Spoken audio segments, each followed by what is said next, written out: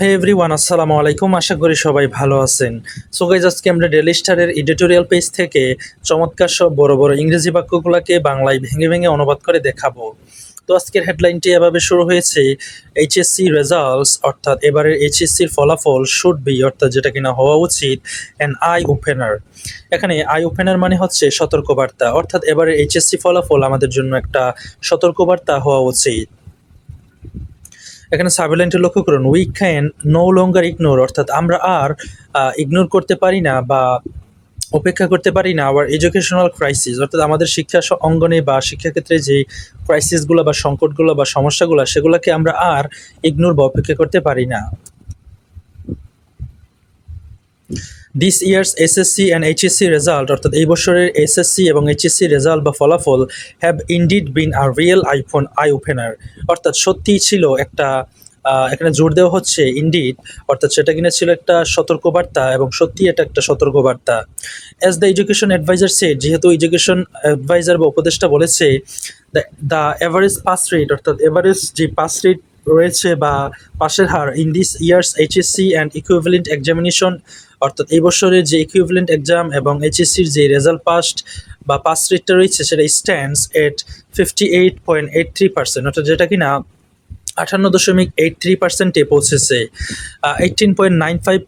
Percentage point lower দেন last year অর্থাৎ যেটা কিনা 18.95% কম গত বছরের তুলনায়। দ্য লোয়েস্ট ইন 21 ইয়ার্স অর্থাৎ যেটা কিনা গত 21 বছরে ঘটেনি, অর্থাৎ 21 বছরে এরকম খারাপ ফলাফল হয়নি।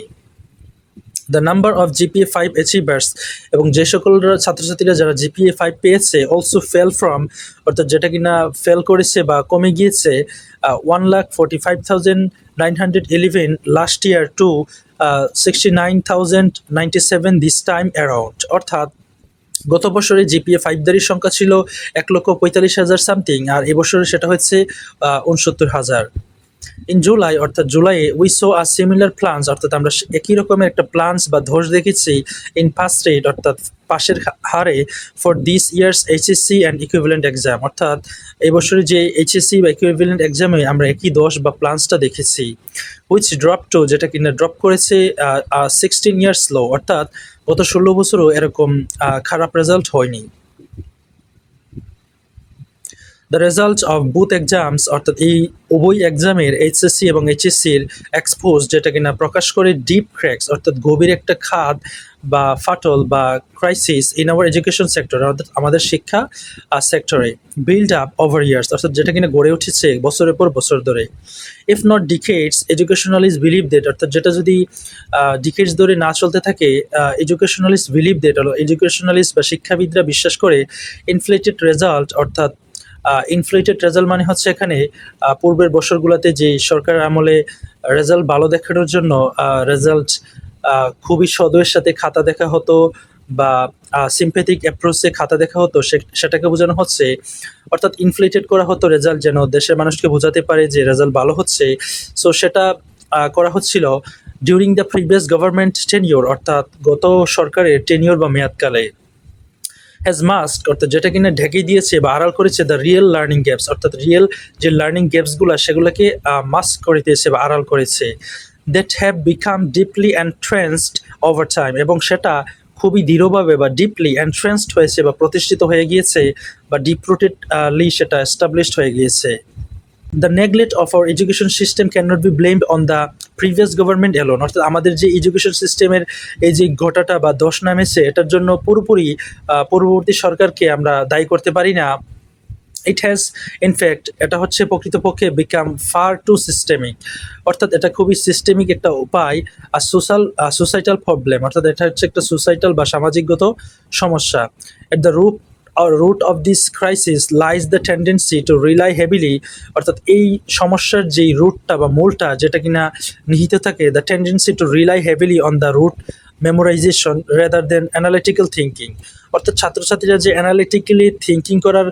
না করে বা বিশ্লেষণ না করে তারা রুট করছে অর্থাৎ মুখস্থ করছে এবং সেটার উপরই নির্ভর করছে সেটাই হচ্ছে মূলত মূল কারণ বা সেটা হচ্ছে একটা মূল। শুধুমাত্র আওয়ামী লীগ সরকার যে সেটা ঘটিয়েছে সেটা ব্লেম করা যাবে না। প্রবলেম অর্থাৎ একটা সমস্যা that has plunged hour education অর্থাৎ আমাদের এডুকেশন সিস্টেম অর্থাৎ আমাদের সিস্টেমটাকে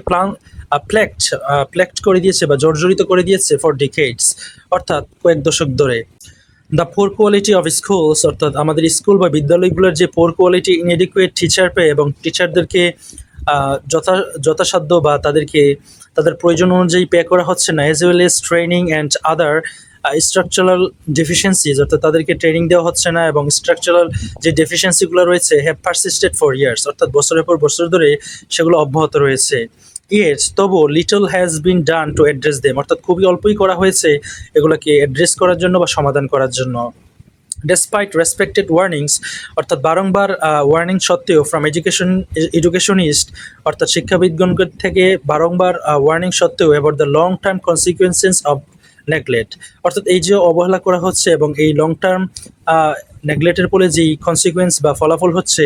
সেগুলোর কারণে এডুকেশনিস্ট কর্তৃক বা শিক্ষাবিদগণ কর্তৃক ওয়ার্নিং দেওয়া সত্ত্বেও এই সমস্যাগুলা চলে আসতেছে এবং এগুলোকে সমাধান করা হচ্ছে না। স্যাডলি খুবই দুঃখজনকভাবে millions of students continue to pass through this same system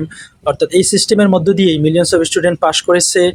they will inevitably suffer the consequences অর্থাৎ তারা অনিবার্যভাবে অবশ্যই তারা এই যে এভাবে পাশ করেছে সেটার ফল ভোগ করবে আনলেস যদি না the underline systematic issues are finally address অর্থাৎ অন্তর্নিহিত বা পিছনকার যে সমস্যাগুলো সেগুলোকে অ্যাড্রেস করা হয় বা সমাধান করা হয়। On top of this long standing problems অর্থাৎ এই লং স্ট্যান্ডিং বা দীর্ঘস্থায়ী সমস্যাগুলো ছাড়াও many students have suffered from unaddressed learning losses অর্থাৎ অসমাধানকৃত লার্নিং লসেসের সম্মুখীন হয়েছে caused by the covid pandemic অর্থাৎ যেটা কিনা কোভিড প্যান্ডামিকের কারণে হয়েছিল। এডিশনালি তাছাড়াও the July uprising and the trauma it inflicted on students অর্থাৎ জুলাইয়ের যে গণঅভ্যুত্থান হয়েছিল এবং এরপর কারণে যে ট্রমা বা মানসিক চিন্তাটা ছাত্রছাত্রীর উপরে ইনফ্লেক্টেড বা আরোপ হয়েছিল, মাচ অফ হুইচ অর্থাৎ এগুলার বেশিরভাগই দে কন্টিনিউ টু বিয়ার তারা এখনও বহন করে আছে in the absence of proper counselling অর্থাৎ প্রপার বা যথাযথ কাউন্সেলিংয়ের অভাবেই তারা এখনও এগুলা বহন করছে বা সহ্য করে আসছে। অনগোয়িং ইনএবিলিটি এবং চলমান যেই অস্থিতিশীলতা রয়েছে and lack of safe environment এবং সেফ এনভায়রনমেন্টের যে অভাব and was bound to affect them deeply অর্থাৎ এগুলো অবশ্যই তাদেরকে এফেক্ট করছে ডিপলি অর্থাৎ খুবই গভীরভাবে। So guys, that's all for today. Thank you so much for watching my video till the very end, and if you guys are new over here in my YouTube channel, don't forget to subscribe to my channel.